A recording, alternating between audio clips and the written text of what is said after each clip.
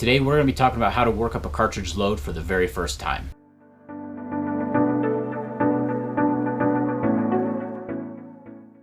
So you've gotten into reloading, you've set up all your dies, you've done all that stuff, and now you want to figure out how to work up a load and what the heck that means, so you don't blow up your gun or cause any damage to. Okay, so essentially what working up a load is you're going to load up several cartridges, about 5 or 10 of different amounts of powder in each group, and then I put them in a little tray, and then I label how much powder is in each one, and then I'll take them to the range and shoot them. So today we're going to talk about how I go about doing that whole process. Okay, so the first thing that you need to know is the type of bullet that you're using. You need to know its bullet weight, because that's going to be one of the parameters that you look up in your manual to figure out how much powder you're going to use. These happen to be 124 grain round nose bullets that I cast, so that's what we'll be using. Okay, the next thing you need to know is you need to know what powder you're using. This, I'm using IMR Red or Red Dot or whatever that is, pistol powder. Okay, so in your reloading manual, this happens to be the Hornady manual.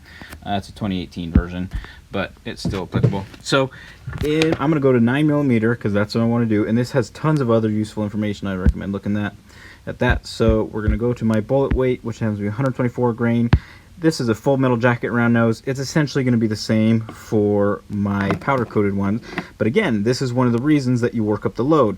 That's going to make any variable that you're not going to foresee with a powder coated, you're going to make sure that it's safe by starting low and working up high. And it's going to essentially go from the ones that burn fastest to the ones that burn slowest. And then it shows you how many grains and then the respective velocities that you'll get. So one powder that I've used in the past is 700X, and I use 3.7 grains, so it's actually faster than any of these powders shown here. Now Hornady also gives you a nice chart that shows you a little bit of comparison. So my 700X is number 8 on these powder that go from fastest to slowest burn rates. So the one that it gave was unique, which is number 24 down here. So mine burns way faster than anything that was mentioned in the Hornady manual. So where I got my reloading data was actually from the Hodgkins website, link in the description below, and then I selected my cartridge, my bullet weight for my 700X is Hodgkins 700X, and then I just hit go, update data, and then it gives me my starting load, which is 3.7 grains, and my maximum load of 4.2. So that's exactly what you're going to want to do. You're going to start by loading 5 or 10 with 3.7.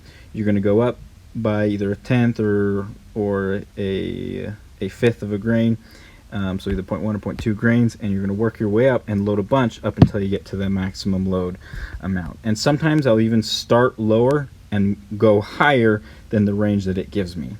To get your powder measurement correct, what I usually do is I have a scale. I'm going to take this, and I happen to already have this set up for about 3 grains, but usually I just stick the pan underneath it, manually charge it, and then I come back over here and weigh it.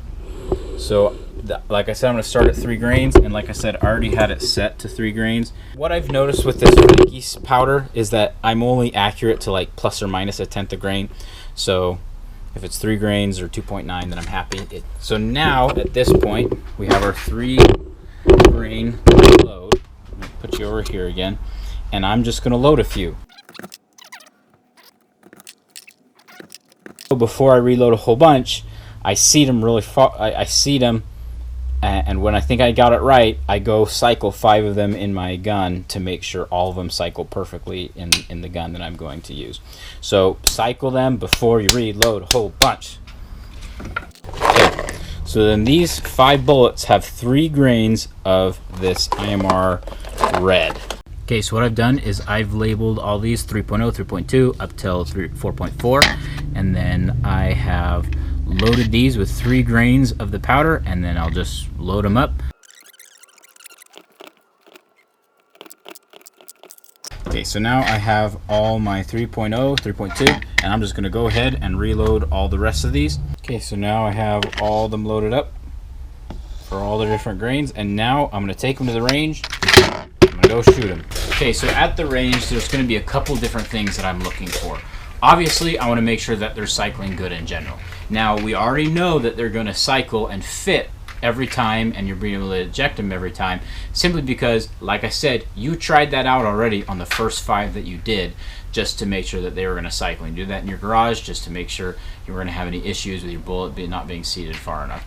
If you didn't do that, you might have some trouble at the range. So at the range, I'm going to make sure that when I pull the trigger, obviously it cycles the next round. My guess is on some of these lighter ones that I went way conservative on, it's not even going to have enough juice in it to cycle that next round.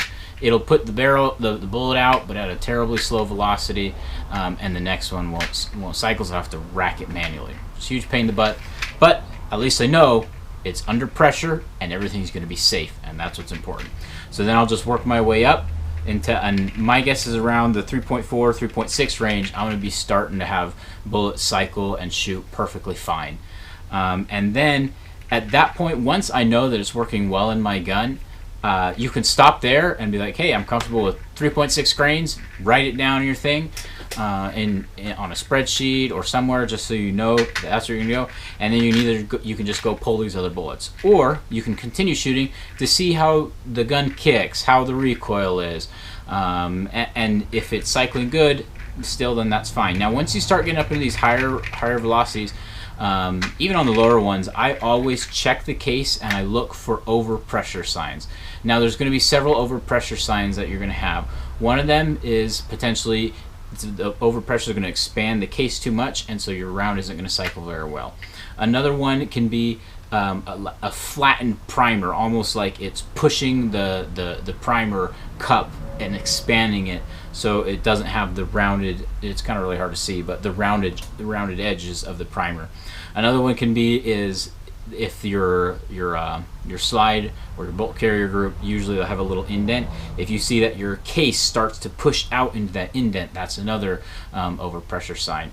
And you can Google and see even more overpressure signs, but those are the ones that I'm usually looking for. Just deformed cases, red flags that are telling you, hey, you're getting a little too hot. And then the second you get back to your house, go pull those bullets so you don't ever accidentally shoot them, because they'd be really hot on your gun. And that is essentially everything there is to working up a load. There are a couple more things that when you're working up a load for precision rounds, you can play with your bullet seating depth.